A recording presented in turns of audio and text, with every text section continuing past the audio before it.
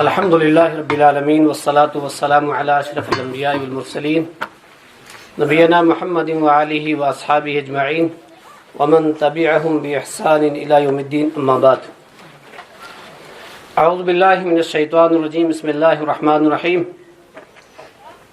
ان اللہ وملائکتہ یصلون علی النبی یا ایہا الذین آمنوا صلوا علیہ وسلموا تسلیما اللهم صل على محمد وعلى آل محمد كما صليت على إبراهيم وعلى آل إبراهيم إنك حميد مجيد اللهم بارك على محمد وعلى آل محمد كما باركت على إبراهيم وعلى آل إبراهيم إنك حميد مجيد.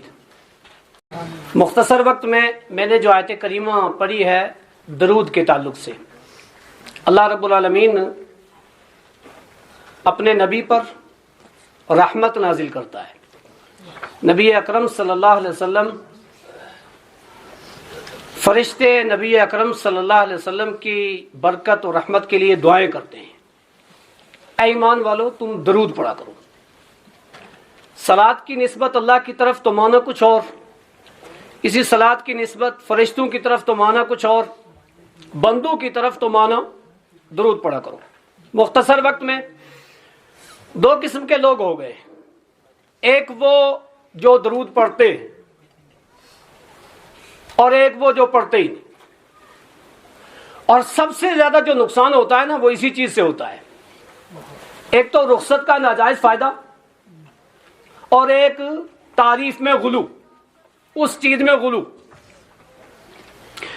دین سب سے زیادہ جو بگڑا ہے، بگاڑا گیا ہے، بدلایا گیا ہے، وہ یہ دو چیزیں بہت اہم ہیں. ایک یہ کہ کوئی بات نہیں، رخصت ہے، اب اس کا ناجائز فائدہ چھوڑ دیا. ایک یہ کہ درود ہے، وہ کیا درود پڑھ رہے ہیں، وہ زمین اوپر جائے آسمان نیچے آئے ڈھونڈو ملتا ہی نہیں کہیں. ٹارچیں کیا جتنی تیز لائٹیں وہ بھی لگاؤ پھر بھی نہیں ملتے. کیا ہو گیا؟ انتہائی اہم ہے، کیونکہ درود جو ہے اس کو نبی اکرم صلی اللہ علیہ وسلم کے لیے پڑھنا ایک مسلمان کا نصب العین ہونا چاہیے. اللہ رب العالمین نے مومن کو حکم دیا، اس کو پڑھنا چاہیے. اب جو درود پڑھنا چاہیے، کیا اس درود کے الفاظ بھی سکھائے؟ وہ درود ہیں کیا ہیں، ان کی فضیلت کیا ہے؟ تو سب سے پہلے جو لوگ درود نہیں پڑھتے نا، کثرت سے درود پڑھا کریں. اور کچھ لوگوں کا یہ نظریہ بھی ہے نا کہ یہ پڑھتے ہی نہیں ہے. کیوں نظریہ ہے؟ ان کی طرح نہیں پڑھتے اس لیے. شاید پڑھنے میں وہ ان سے زیادہ پڑھتے ہوں اور ان سے زیادہ صحیح پڑھتے ہوں، لیکن ان کا نظریہ کیا ہو جاتا ہے؟ او یہ گستاخ رسول ہیں، یہ درود پڑھتے ہی.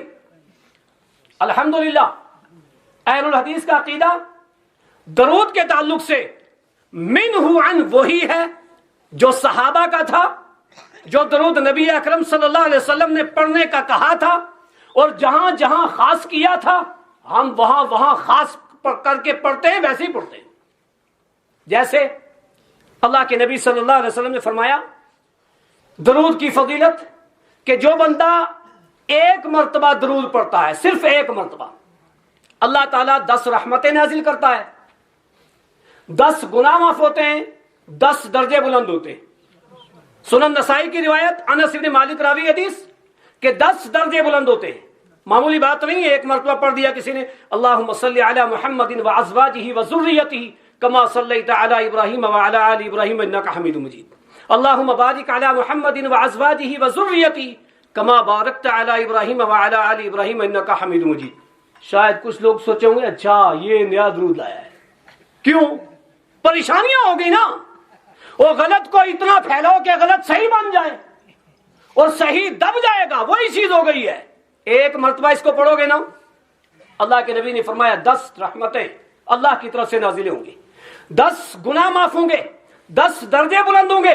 تو سب سے پہلے آپ اس مجلس میں اگر میری اس گفتگو کو ثمر آور بنانا چاہتے ہیں تو روزانہ درود شریف پڑھا کریں.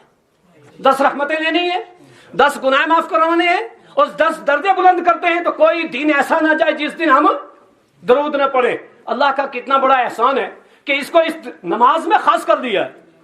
ورنہ کتنے لوگ ایسے ہیں نماز نہ پڑھیں تو 24 گھنٹے گزر جائیں درود کہاں پڑھیں گے؟ وہ سنت پڑھ رہے ہیں، فرض پڑھ رہے ہیں، نفل پڑھ رہے ہیں، عیدین پڑھ رہے ہیں، استسقاء پڑھ رہے ہیں، اس میں پڑھ رہے ہیں اللہم صلی علی محمد، اس میں تو پڑھ لیا، کیا صبح سے اس کے علاوہ بھی ہم نے پڑھا؟ اب ہم سوچیں نہیں پڑھا تو آج سے ہم تہیہ کریں کہ ہم روزانہ 1 مرتبہ درود شریف پڑھیں گے اور اس کی یہ ساری فضیلتیں لیں گے۔ دوسری چیز، اللہ کے نبی صلی اللہ علیہ وسلم نے خاص کیا وقت کو، ہم اسی کو خاص مانتے ہیں جہاں نبی نے کیا۔ جہاں نبی نے خاص نہ کیا ہو ہم وہاں نہیں مانتے ہیں، دنیا منوائے ہم ماننے کے لیے تیار نہیں ہیں، اس لیے کہ ہم مکلف ہیں اسلام کے۔ ہمارے لیے اگر کسی کو اسوہ اور نمونہ بنا کر کے رب العالمین نے منتخب کیا تو وہ امام الانبیاء کو کیا۔ ہم ان کی چھوڑ کر کے کسی اور کے بتائے ہوئے طریقے کو خاص بنا لیں اور اس وقت پڑھنے لگ جائیں، اس وقت کچھ نہیں ملے گا۔ کیوں؟ لا طاعت المخلوق فی معصیت الخالق، اللہ کی نافرمانی میں کسی کی فرمانبرداری کریں کبھی نہیں کچھ فائدہ ہوگا، نبی کی نافرمانی میں کسی اور کی فرمانبرداری کریں کسی کی نہیں ہوگی۔ حضرت عبداللہ ابن عباس کہا کرتے تھے قریب ہے کہ تمہارے اوپر آسمان سے پتھروں کی بارش نازل ہو، میں کہتا ہوں اللہ کے نبی نے کہا، تم کہتے ہو ابو بکر اور عمر نے کہا۔ یہ ابو بکر اور عمر کون تھے؟ یہ جنتی تھے، انبیاء کے بعد سب سے بڑا مقام ان کا تھا۔ خاص کیا کیا؟ اللہ کے نبی نے فرمایا صبح کے وقت اور شام کے وقت، میں الفاظ پڑھ کے سناتا ہوں، صبح کے وقت اور شام کے وقت 10 مرتبہ، من صلی علیہ حین یصبح وحین یمسی 10 ادرکتہ شفاعتی یوم القیامہ، جس نے فجر کے بعد مغرب کے بعد 10 مرتبہ درود پڑھا وہ میری شفاعت کو پا کے رہے گا۔ بولو نبی نے خاص کیا نا، اور کتنی مرتبہ کیا؟ وہ بھی کیا۔ اگر ہم صبح کے بعد نہیں پڑھیں گے، شام میں نہیں پڑھیں گے، صبح میں نہیں پڑھیں گے، ہم اذان سے پہلے پڑھیں گے اور وہ نبی اکرم صلی اللہ علیہ وسلم سے ثابت نہ ہو تو پتہ کون سی چیز کیا کر رہے ہیں؟ بھئی ہمیں چیک کرنی ہے نا۔ وہ درود پڑھنے سے الرجی کسی کو نہیں ہے، سارے مسلمان اس کے قائل ہیں، وہ سارے مسلمان مانتے ہیں، اور سارے مسلمانوں کا عقیدہ ہے۔ کاش جس طرح سے ہم مانتے ہیں ویسے اس قانون کو بھی مانیں، جیسے ہم نے نبی کو مانا ایسے ہم نبی کی بھی مانے۔ نبی کو تو سارے مانتے ہیں لیکن نبی کی ہر کوئی نہیں مانتا۔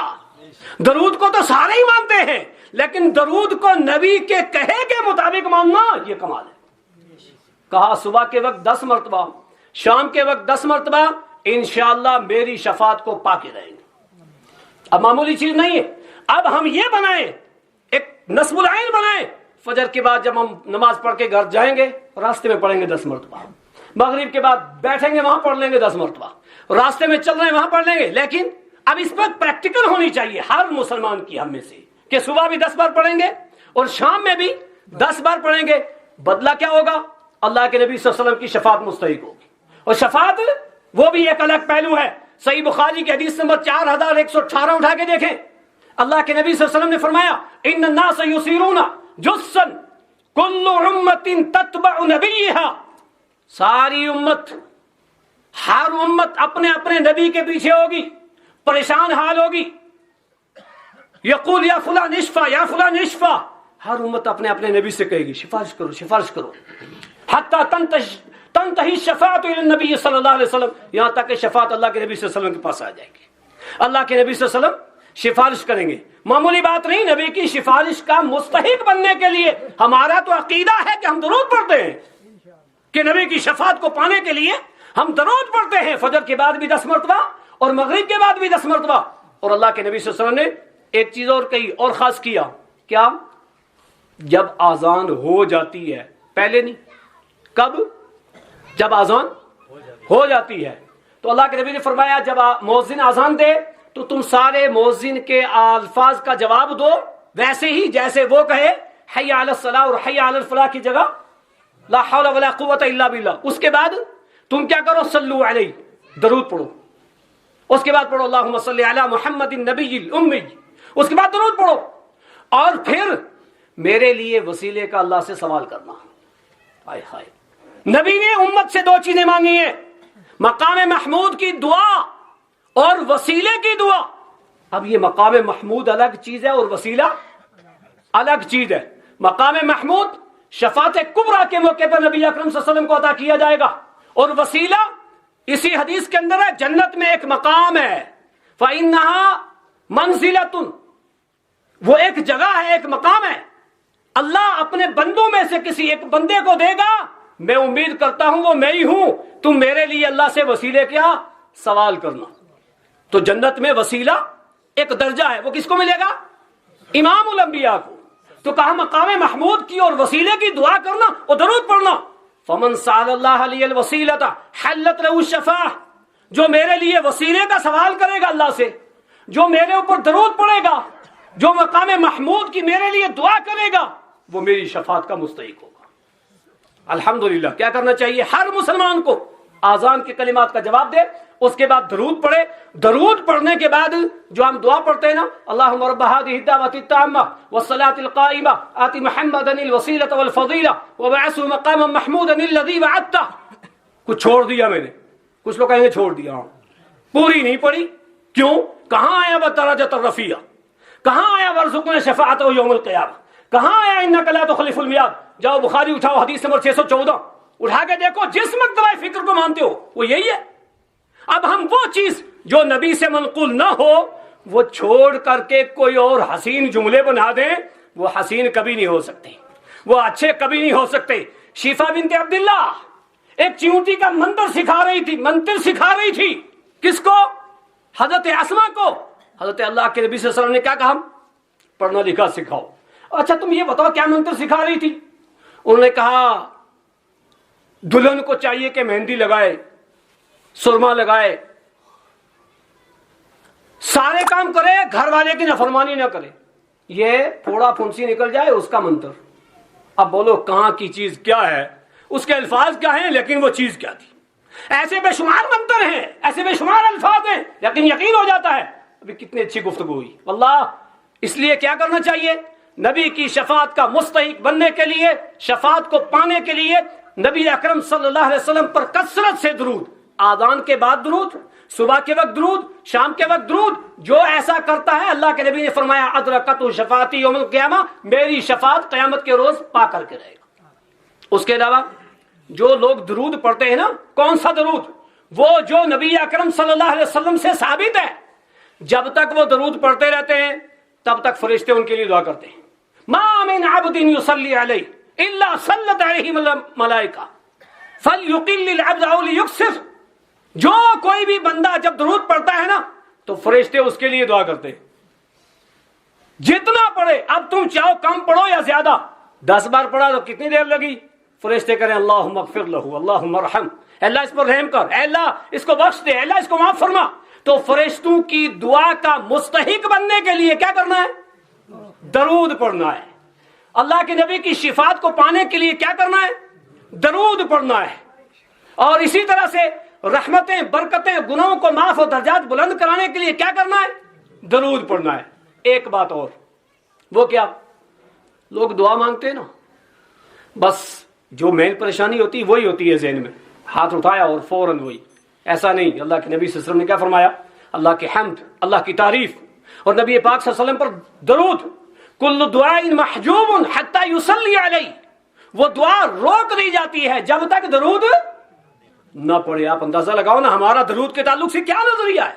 ہم تو کوئی دعا ایسی نہیں جس میں درود نہ پڑھے، ہم دعا میں درود اول یا آخر پڑھتے ہیں۔ کیوں؟ ہمارا نظریہ ہے، ہمارا عقیدہ ہے، لہذا ہر دعا میں نبی اکرم صلی اللہ علیہ وسلم پر درود پڑھنا چاہیے۔ یہ اس کا فائدہ ہے، دعا قبول ہوگی، دعا کے ساتھ درود کو ملانا چاہیے۔ اس کے علاوہ درود کے تعلق سے اگر ہم چاہیں نا کہ ہمارے دکھ دور ہو جائیں، ہمارے غم دور ہو جائیں، ہماری مصیبتیں دور ہو جائیں، تو کثرت سے درود پڑھیں۔ دکھوں کے لیے درود، مصیبتوں کے لیے درود، گناہوں کی بخشش کے لیے درود، بڑا آسان علاج ہے۔ اب لا حول ولا قوت، شیخ محترم کہہ رہے تھے کچھ نہیں سمجھتے، حسبنا اللہ کچھ نہیں سمجھتے، بسم اللہ الذی لا یضر کچھ نہیں سمجھتے، لیکن یہ نظریہ جب ہوگا نا، جب یہ عقیدہ ہوگا نا تو یہ اثر کرے گی، اور جب یہ نظریہ اور یہ عقیدہ نہیں ہوگا نا تو اثر نہیں کرے گی۔ اثر کرنا ہے تو نظریہ اور عقیدہ ہونا چاہیے، ویسا نظریہ ہونا چاہیے۔ حضرت ابی بن کعب قاری قرآن، پیارے صحابی، اللہ کے نبی سے کیا کہتے ہیں؟ اللہ کے نبی میں بہت زیادہ آپ پر درود پڑھتا ہوں، میں کتنا حصہ دعا کروں, کتنا حصہ درود پڑھوں؟ اللہ کے نبی صلی اللہ علیہ وسلم نے فرمایا تیری مرضی, اپنی مرضی, جتنا چاہ درود پڑھ.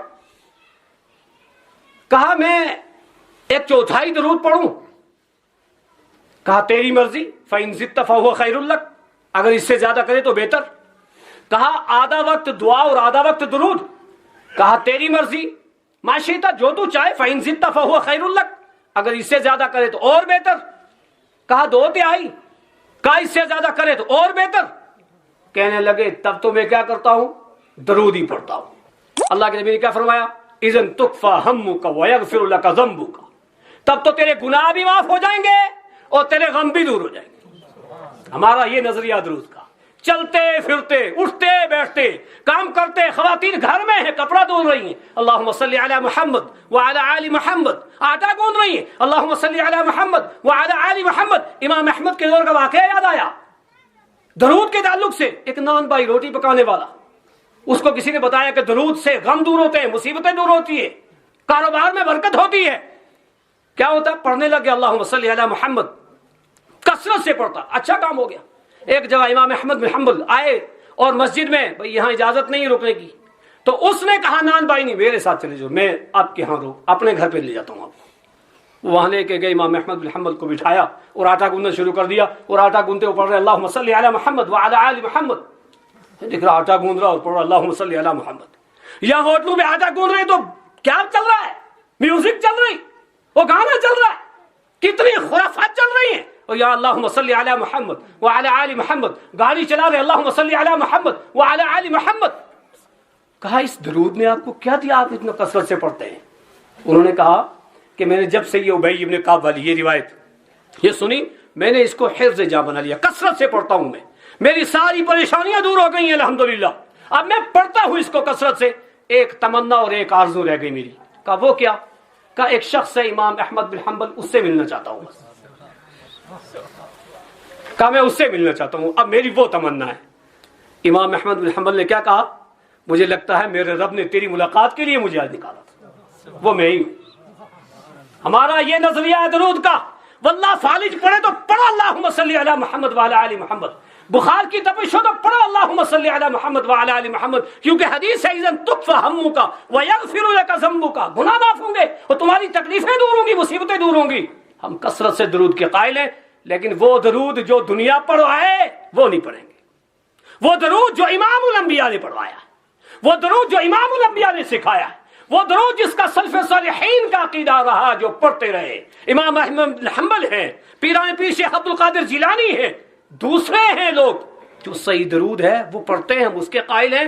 ہم اس میں کمی زیادتی کے قائل نہیں ہیں, ہم وہ نہیں پڑھتے ہیں, ہم اس جگہ نہیں پڑھتے ہیں جہاں نبی نے نہیں پڑھا ہے, نہ پڑھنے کا حکم دیا ہے. کیونکہ بخاری کی حدیث نمبر 109 اور 106 اٹھا کے دیکھو, وہ بات جو میری طرف منسوب کی میں نے نہ کہی ہو, ٹھکانہ جہنم ہے.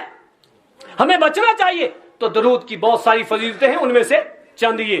ایک چیز, نقصان کیا ہے؟